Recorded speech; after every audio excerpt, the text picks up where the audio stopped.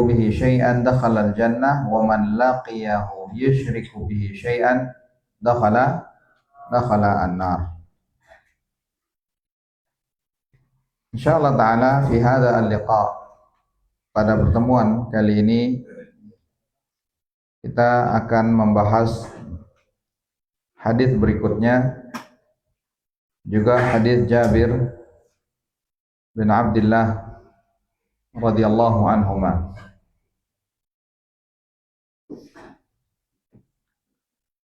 An Jabir bin Abdullah radhiyallahu anhuma an Rasulillah sallallahu alaihi wasallam annahu qala inna baina ar-rajuli wa baina syirki wal kufri tarkus salah.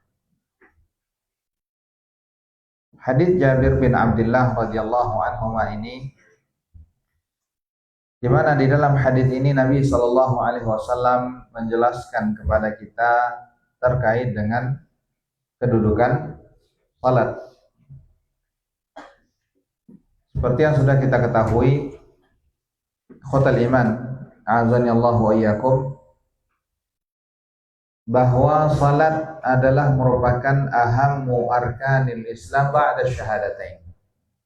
As-salah ahammu arkanil Islam ba'da asy-syahadatain.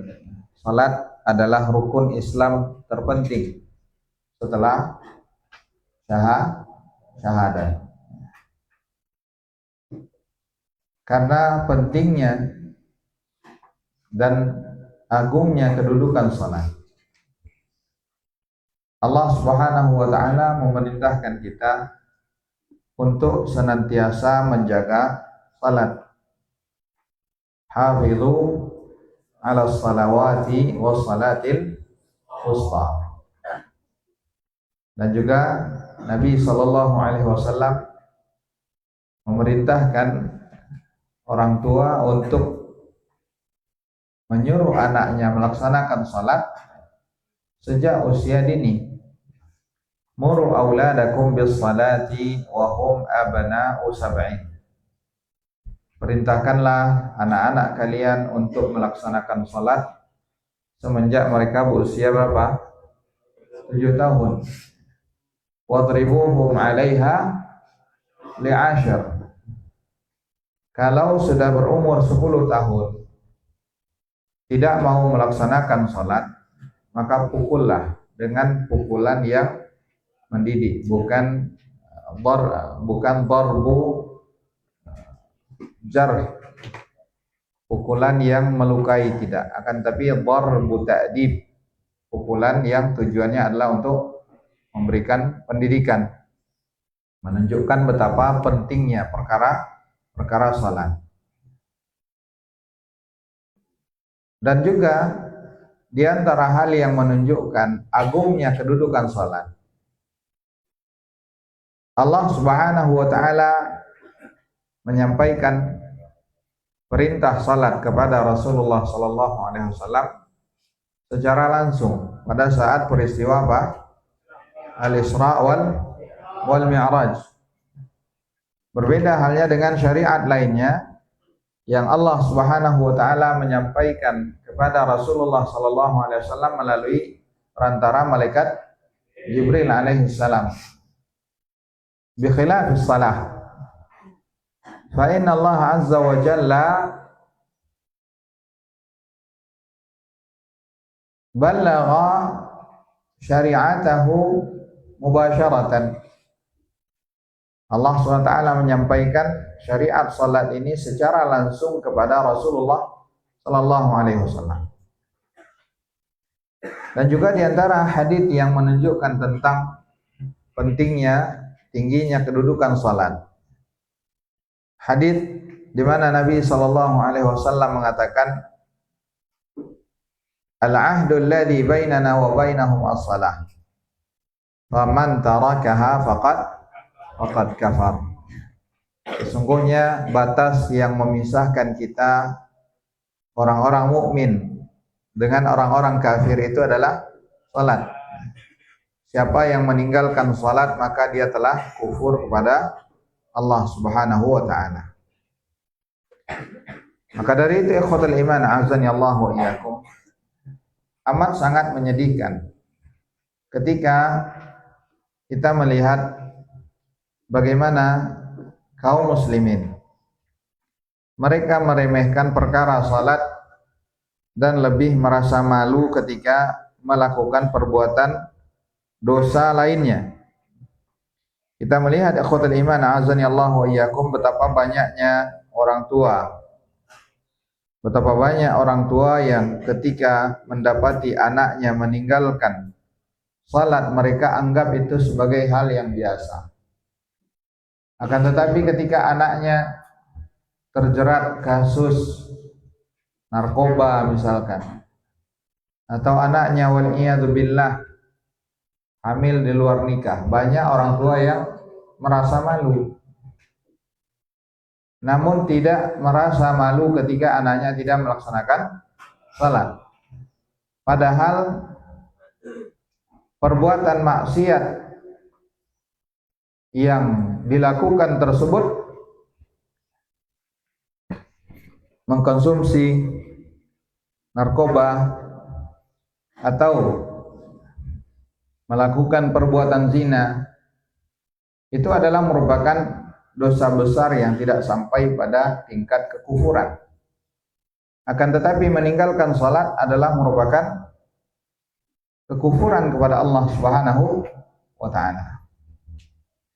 Dalam hadis ini, hadis Jabir bin Abdullah radhiyallahu anhuma, Nabi sallallahu alaihi wasallam mengatakan, "Inna bainar rajuli wa bainasy syirki wal kufri tarkus shalah."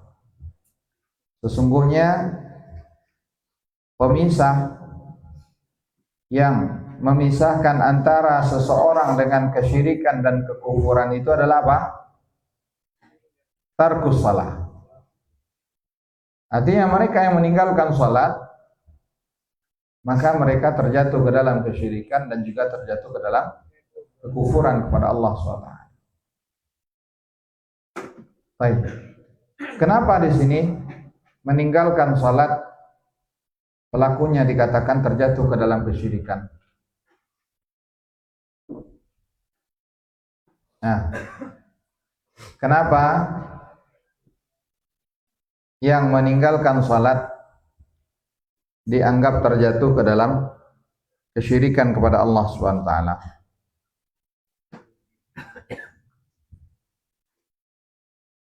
Kenapa? Baik, Ustaz tanya, kesyirikan itu kekufuran atau tidak?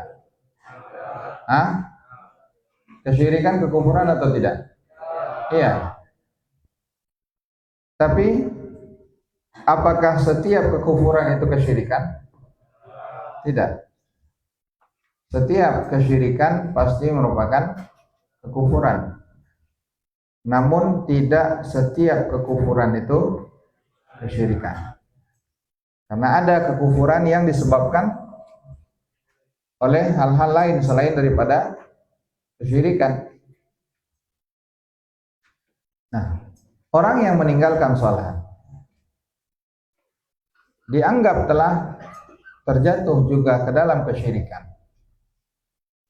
Karena tidaklah dia meninggalkan sholat melainkan karena dia lebih memperturutkan hawa nafsunya, mengabaikan perintah Allah SWT. Allah perintahkan dia untuk sholat, tapi dia tidak mau sholat. Artinya apa yang lebih dia taati di sini? Menaati perintah Allah atau mentaati hawa nafsunya? Mentaati hawa nafsunya. Dan Allah Subhanahu wa taala menyebutkan bahwa di antara manusia ada yang menjadikan hawa nafsunya itu sebagai apa? Tuhan yang dia sembah. Jadi jelas di sini bagaimana Nabi SAW mengatakan bahwa antara kesyirikan dan kekufuran itu adalah meninggalkan salat. Jadi hadis ini khatul iman azani Allah wa iyyakum memberikan pelajaran kepada kita. Yang pertama adalah tingginya kedudukan salat. tinggi dan agungnya kedudukan salat. Sebagaimana hadis ini juga memberikan faedah lainnya adalah peringatan yang keras bagi mereka yang meninggalkan salat. Kemudian yang ketiga, meninggalkan salat dapat menjerumuskan seseorang ke dalam kekufuran dan kesyirikan kepada Allah Subhanahu wa taala. Hadis berikutnya khutul iman azani Allah wa iyyakum an Jabir ibn Abdullah radhiyallahu anhuma an Rasulillah sallallahu alaihi wasallam annahu qala yub'atsu kullu 'abdin 'ala ma mata 'alaihi yub'atsu kullu 'abdin 'ala ma mata 'alaihi.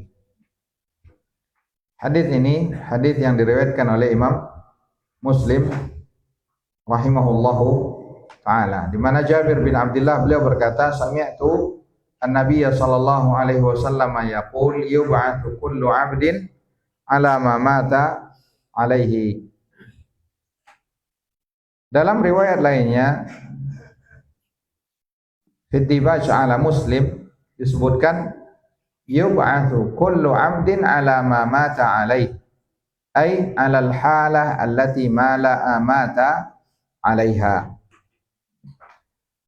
Para ulama rahimahumullahu taala, mereka atau terdapat perselisihan di antara para ulama dalam menjelaskan hadis ini.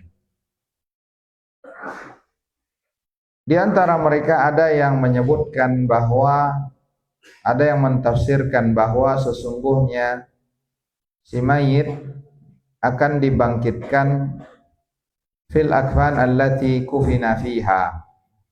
Ada yang mentafsirkan bahwa mayit itu akan dibangkitkan dengan kain kafan yang dia dikafani dengan kain tersebut. Wa minhum, dan di antara mereka, man ra'a hadza khassan bisyahid fi sabilillah. Ada yang berpendapat bahwa hadis ini khusus terkait dengan mereka yang syahid gugur di jalan Allah SWT. Wa minhum man ra'a fihi wa fi man mata muhrima. Begitu pula ada yang berpendapat bahwa hadis ini terkait mereka yang meninggal dalam kondisi syahid di jalan Allah SWT, dan begitu pula mereka yang meninggal dalam kondisi ihram. Sebagaimana perkataan-perkataan ini, pendapat-pendapat ini disebutkan oleh Al-Mubarak Puri di dalam Tuhfatul Ahwadhi. Begitu pula ikhwatal iman azani Allah wa iyyakum, wa minhum man ra'ahu fi kulli insan. Ada pula yang berpendapat bahwa hadis ini terkait bagi setiap manusia. Kalau secara bahasa, yub'atsu kullu 'abdin 'ala ma mata 'alaihi. Manusia itu akan dibangkitkan dalam kondisi apa dia meninggal. Ada yang tadi berpendapat bahwa ini khusus bagi siapa? Yang meninggal syahid. Ada yang mengatakan ini hadis ini terkait dengan mereka yang meninggal syahid dan juga dalam kondisi ihram. Ada yang mengatakan bahwa hadis ini terkait bahwa seorang itu dibangkitkan dengan kain kafan yang dia dikafani dengan kain tersebut. Ada pula yang mengatakan bahwa hadis ini berlaku bagi setiap manusia. Artinya apa? Al-Imam Al-Munawi rahimahullahu taala, beliau mengatakan di dalam kitab Faidul Qadir Syarhu Al-Jami' As-Saghir, beliau mengatakan innama yaf'aluhu al-'abdu min khairin wa syarrin fi hadhihi ad-dar lahu nataij tadhharu fi daril baqa. Sesungguhnya apa yang dilakukan oleh seorang hamba di dunia ini, apakah itu kebaikan ataupun keburukan, maka ketahuilah bahwa perbuatan tersebut ada nilai-nilainya yang akan tampak kapan? Fidaril baqa. Ada pengaruh-pengaruhnya yang akan tampak di akhirat kelak nantinya. Li'annaha mahallul jazaa wa jazaa'u kulli insanin bihasabi amalihi. Karena akhirat itu adalah merupakan tempat pemberian balasan, dan balasan setiap manusia sesuai dengan apa yang dia amalkan. Wa kullu ma'rufin aw munkarin yujaza 'alaihi min jinsihi. Setiap perbuatan yang ma'ruf, begitu pula setiap kemungkaran akan dibalas dengan perbuatan yang sejenis dengannya. Wa kullu insanin yuhsyaru 'ala ma kana 'alaihi fid dunya. Dan manusia pun akan dibangkitkan oleh Allah, dikumpulkan oleh Allah SWT dalam kondisi apa yang terbiasa dia melakukannya di dunia. Walihada warada anna kulla insanin yuhsyaru ala ma mata alaih. Karena itulah terdapat dalil yang menyebutkan bahwa manusia itu dikumpulkan dalam kondisi apa yang dia meninggal di atasnya. Wa qala al-hukama innal arwah al-hasilah fid dunya al-mufariqa an abdaniha ala jahalatiha tabqa ala tilkal hala al-jahiliyah fil akhirah wa anna tilkal jahalah tasiru sababan li a'zamil alam ar-ruhaniyah. Begitu pula ada yang mengatakan yub'atsu kullu 'abdin 'ala ma mata 'alaihi ay 'ala al-hal allati mata 'alaiha min khairin wa syarrin. Ada juga yang mengatakan bahwa yub'atsu 'ala ma mata 'alaihi artinya dia akan dibangkitkan dalam kondisi apa yang dia meninggal di atasnya. Baik itu perbuatan baik ataupun perbuatan buruk. Jika demikian, maka hadis ini memberikan peringatan kepada kita agar senantiasa menjaga ketaatan kepada Allah Subhanahu wa taala. Senantiasa bertakwa kepada Allah Subhanahu wa taala agar meninggal dalam ketakwaan dan dibangkitkan dalam ketakwaan. Sebaliknya, mereka yang terbiasa melakukan perbuatan buruk akan meninggal dalam kondisi yang buruk dan akan dibangkitkan juga dalam kondisi yang buruk. Al-Harawi rahimahullahu taala beliau mengatakan walaysa qawlu man dhahaba bihi ila al-akfan bi syai'in li anna al-insan innama yufanu ba'da al-maut. Al-Imam Al-Harawi berkata bahwa perkataan atau pendapat yang mengatakan bahwa manusia itu akan dibangkitkan dengan kain kafan yang dia dikafani dengannya, pendapat ini adalah pendapat yang tidak ada nilainya sama sekali, kata beliau. Karena apa? Karena sesungguhnya manusia itu dikafani justru setelah dia meninggal dunia. Seorang ketika dia sudah meninggal dunia, apakah ada pengaruh perbuatan yang dilakukan kepadanya setelah itu? Tidak ada. Justru manusia itu yang berpengaruh baginya adalah apa yang dia lakukan sebelum dia meninggal dunia. Jadi perkataan ini kata Al-Imam Al-Harawi laisa bi syai'. Thumma hadzal hadits yuwaddihuhu hadits Abu Dawud. Hadits ini kata Al-Imam Al-Harawi rahimahullahu taala, beliau berkata bahwa hadits Jabir bin Abdullah yang diriwayatkan oleh Imam Muslim ini dijelaskan lagi oleh riwayat lainnya, hadits lainnya yang diriwayatkan oleh Al-Imam Abu Dawud rahimahullahu taala. dari Umar bin Khattab radhiyallahu an, di mana di situ dikatakan, ya Rasulullah, akhbirni 'anil jihad wal ghazw. Qala in qutilta sabiran muhtasiban bu'ithta sabiran muhtasiban wa in qutilta mura'iyan mukathiran bu'ithta mura'iyan mukathiran ala ayyi halin qatalta au qutilta ba'athakallahu bitilkal hal. Dalam hadis Umar bin Khattab radhiyallahu an, ada yang berkata kepada Rasulullah sallallahu alaihi wasallam, ya Rasulullah, akhbirni 'anil jihad wal ghazwi.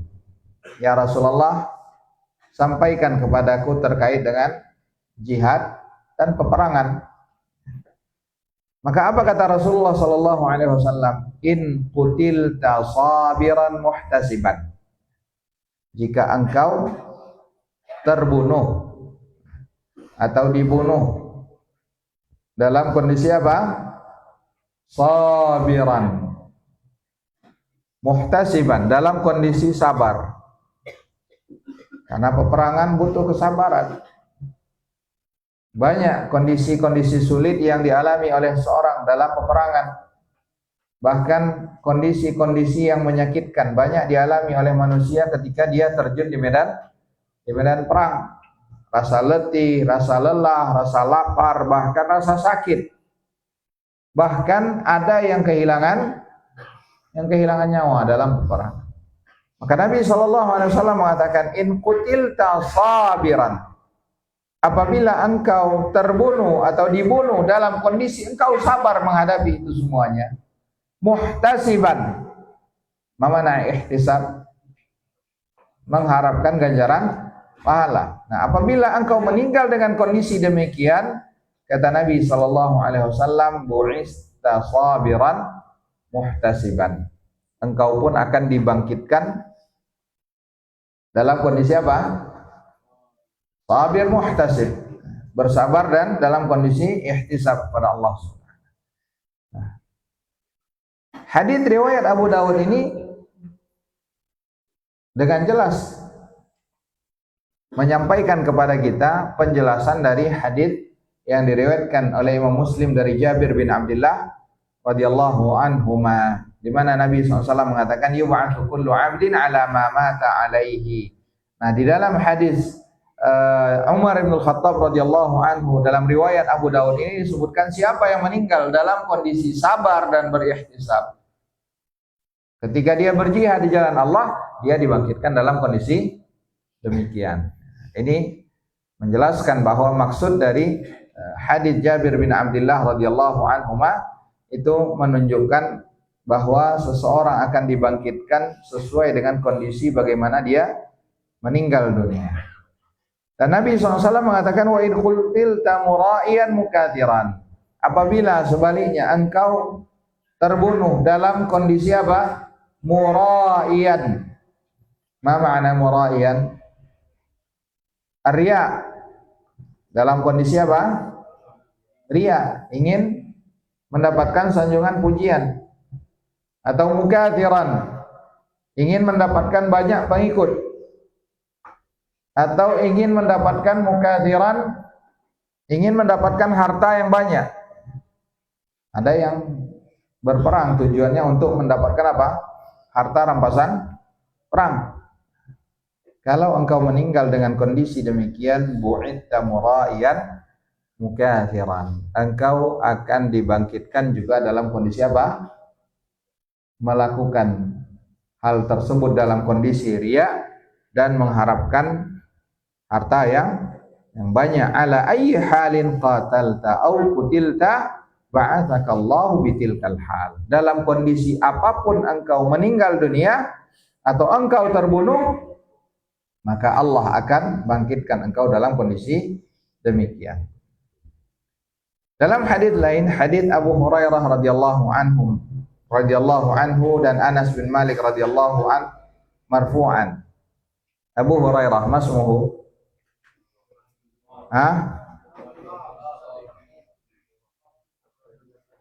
Abdurrahman bin Sakhar. Abdurrahman bin Sakhar Ad-Dausi. Anas bin Malik radhiyallahu an. Kam sanatan khadiman Nabi sallallahu alaihi wasallam? Ha? 10 sinin. Anas bin Malik radhiyallahu an khadiman Nabi sallallahu alaihi wasallam 10 sinin. Dalam hadis Abu Hurairah dan Anas bin Malik radhiyallahu an marfu'an, man mata sakranan, man mata sakranan. Ma mana man mata sakranan? Al-muskir. Ma mana al-muskir? Muskir memabukkan. Kalau sakranan dalam kondisi mabuk. Man mata sakranan fa innahu yu'ayinu malakal maut sakranan wa yu'ayinu munkaran wa nakiran sakranan wa yub'atsu yaumal qiyamah sakranan ila khandaq fi wasati jahannam yusammas sakran. Siapa yang meninggal dalam kondisi sakran, dalam kondisi mabuk, maka dia akan menemui, menghadap malakul maut dalam kondisi mabuk. Ketika didatangi mungkar dan nakir juga dalam kondisi mabuk, dan dibangkitkan nanti oleh Allah SWT juga dalam kondisi mabuk, dan dia akan digiring ke sebuah parit di tengah neraka jahanam yang dinamakan as-sakran. Ini juga hadis lain yang menjelaskan makna dari hadis Jabir bin Abdullah. Makna dari perkataan Rasulullah sallallahu alaihi wasallam, siapa yang bahwa setiap hamba itu akan dibangkitkan sesuai dengan kondisi dia meninggal dunia. Maka siapa yang meninggal dalam kondisi buruk, maka dia akan dibangkitkan dalam kondisi buruk. Qala Iyad awrada Muslim hadzal hadits aqiba hadits la yamutanna ahadukum illa wa huwa yuhsinu dhanna billah. Iyad beliau berkata bahwa Imam Muslim rahimahullahu taala beliau membawakan hadis ini setelah beliau membawakan hadis la yamutanna ahadukum illa wa huwa yuhsinu dhanna billah. Janganlah seseorang di antara kalian itu meninggal dunia kecuali dalam kondisi apa? Husnudzan kepada Allah. Jadi Imam Muslim rahimahullahu taala menyebutkan hadis Anas dan Abu Hurairah radhiyallahu anhuma ini setelah beliau membawakan hadis janganlah seseorang di antara kalian itu meninggal kecuali dalam kondisi berhusnudzan kepada Allah SWT. Karena Allah mengatakan ana 'inda dhanni 'abdi bi. Sesungguhnya aku sesuai dengan prasangka hambaku. Maka tidak boleh kita berprasangka buruk kepada Allah Subhanahu wa taala. Sebagaimana Nabi sallallahu alaihi wasallam ketika bertanya kepada seorang pemuda, "Kaifa tajid?" Bagaimana perasaanmu saat ini? Orang tersebut mengatakan, "Ya Rasulullah, inni akhafu dzunubi wa inni la arjullah." Ya Rasulullah, sesungguhnya aku amat sangat takut akan dosa-dosaku, akan tetapi aku juga berharap kepada Allah. Tidak hanya rasa takut saja, namun di situ juga ada harapan. Maka kemudian Nabi SAW menyebutkan bahwa tidaklah dua perasaan ini, rasa takut dan pengharapan, terdapat di dalam diri seorang hamba fi mithli hadzal mauqif, dalam kondisi seperti ini, artinya dalam kondisi sakaratul maut, illa a'tahu Allahu ma yarju wa amanahu mimma yakhaf, melainkan Allah SWT akan berikan kepadanya apa yang dia harapkan dan Allah lindungi dia dari apa yang dia khawatirkan. Kita dengarkan adzan. Wassallallahu ala nabiyina Muhammad wa ala alihi wa sahbihi wasallam.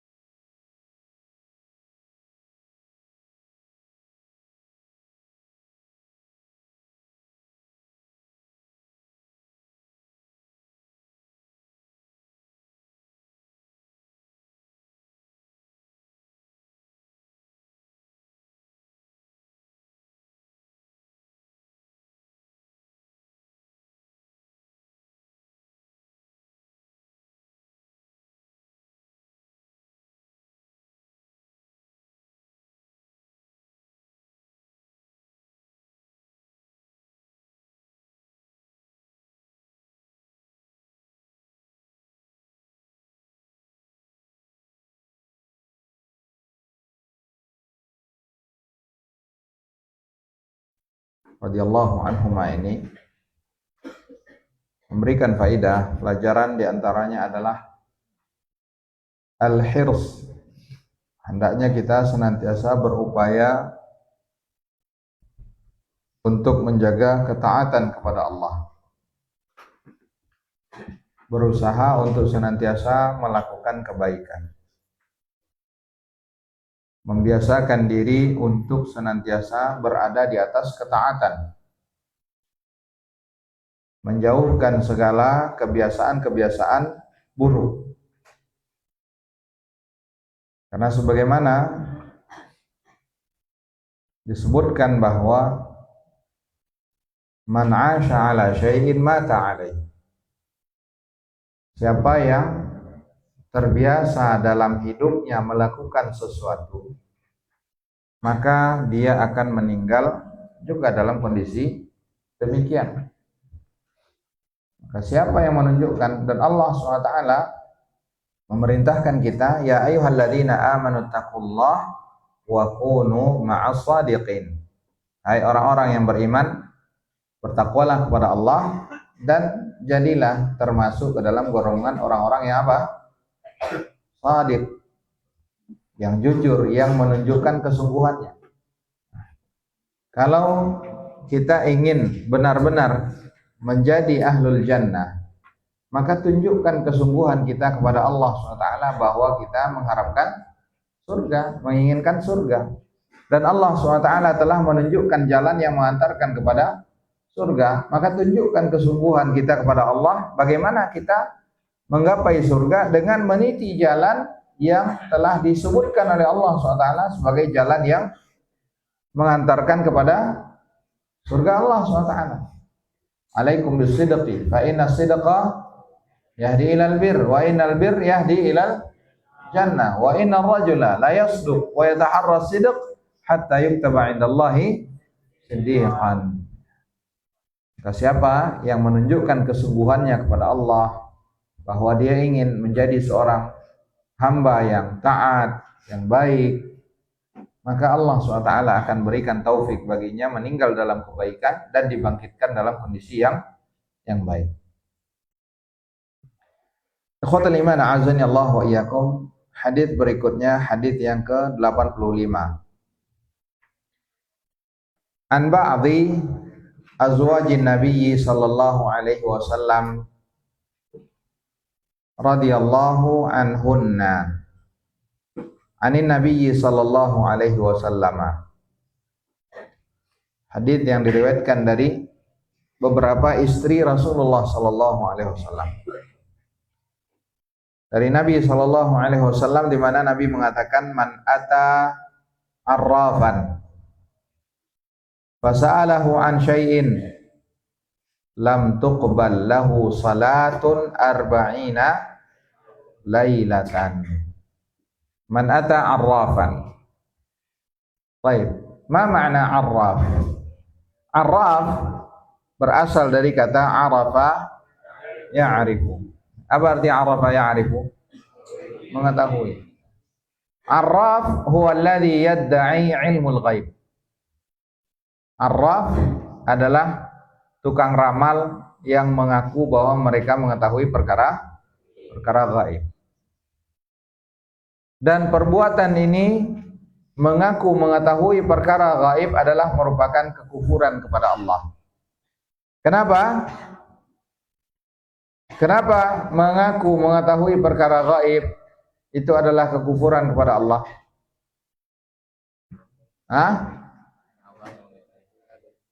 Karena Allah SWT mengatakan di dalam Al-Quran, qul la ya'lamu man fis samawati wal ardil ghaiba illallah. Katakan, tidak ada satupun di langit dan di bumi yang mengetahui perkara gaib kecuali siapa? Allah. Maka kalau ada yang mengaku dia mengetahui apa yang akan terjadi, tukang ramal yang mengaku bahwa dia dapat meramal apa yang akan terjadi, maka sesungguhnya dia dikatakan percaya atau tidak percaya dengan Al-Quran? Membenarkan atau justru mendustakan Al-Quran? Mendustakan Al-Quran. Mendustakan Al-Quran kekufuran atau tidak? Kekufuran. Maka siapapun yang mengaku bahwa mereka mengetahui perkara gaib, maka ini adalah merupakan kekufuran kepada Allah SWT.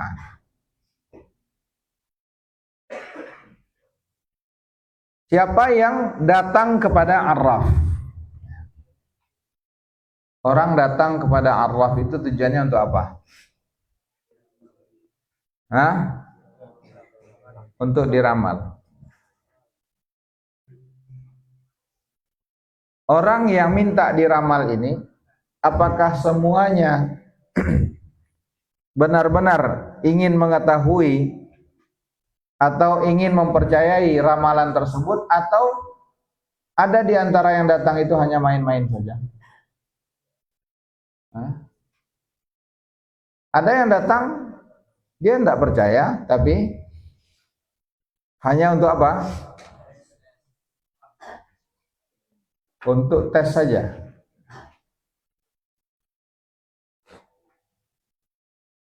Perkataan Nabi SAW ini, man ata arrafan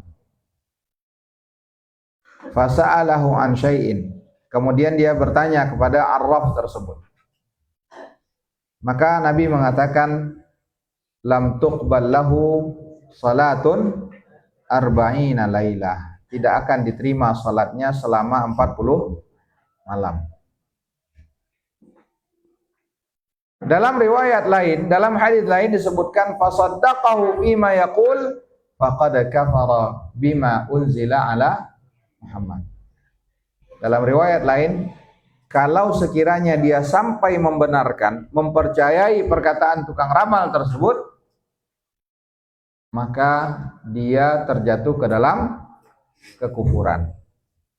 Kalau hanya sekedar ingin tahu saja, bertanya saja, walaupun tidak membenarkan, apa ganjaran yang dia dapatkan? Salatnya tidak diterima selama 40 malam. Apakah berarti kalau salatnya tidak diterima lantas dia boleh meninggalkan salat? Tidak. Kalau sekedar bertanya saja mendapatkan ancaman yang berat, apalagi sampai mempercayai, maka jatuh ke dalam kekufuran kepada Allah SWT. Syekh Muhammad bin Shalih Al-Utsaimin rahimahullahu taala, beliau menyebutkan dalam kitab syarah kitab tauhid beliau tulis, yaitu Al-Qaulul Mufid, beliau menyebutkan sama hukumnya mendatangi tukang ramal, mendatangi orang yang mengaku bahwa mereka mengetahui perkara gaib, sama hukumnya membaca ramalan-ramalan. Di antara ramalan yang masyhur, ramalan bintang zodiak. Siapa yang lahir bulan ini dan bulan itu, maka kondisi kesehatannya seperti ini, kondisi keuangannya seperti ini. Ini sama hukumnya. Membaca ramalan-ramalan sama hukumnya. Walaupun antum tidak percaya, tetap itu adalah perbuatan yang haram. Sekedar membaca saja, untuk tahu saja, walaupun tidak mempercayai, salatnya tidak akan diterima selama 40 malam. Banyak macam-macam jenis ramalan. Ada ramalan zodiak, bintang tadi. Ada ramalan lainnya, istilah seperti tata letak ruangan. Jadi kalau ruangan ini menghadapnya ke barat atau menghadap ke timur, ini akan mendatangkan hoki. Kalau arah ruangan ini, rumahnya dihadapkan ke arah ini, maka ini enggak hoki. Kenapa rezekinya sulit? Ya, karena rumahnya arahnya enggak sesuai, enggak benar. Itu juga ramalan.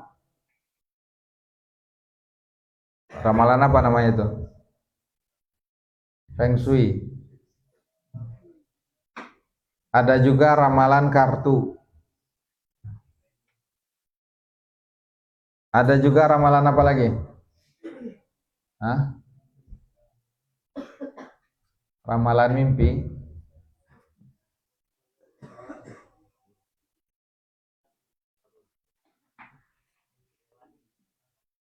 Baik.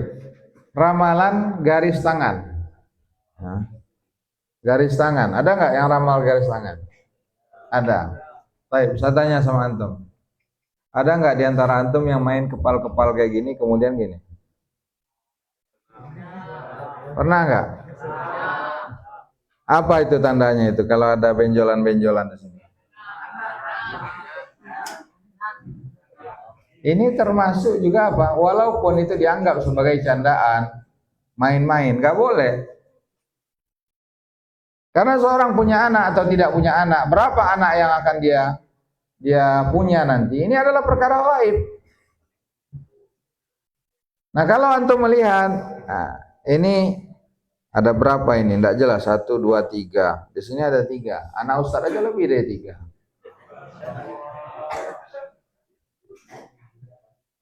Jadi meramal hal-hal perkara gaib itu adalah merupakan pendustaan terhadap Al-Quran. Karena sudah jelas Allah mengatakan, "Qul la ya'lamu man fis samawati wal ardil ghaiba illallah." Katakan tidak ada yang mengetahui perkara gaib di langit ataupun di bumi kecuali hanya Allah Subhanahu wa taala. Jadi hadis ini khutul iman azani Allah wa iyyakum tidak hanya berlaku bagi orang-orang yang datang ke tukang ramal. Namun juga termasuk di dalamnya larangan membaca ramalan.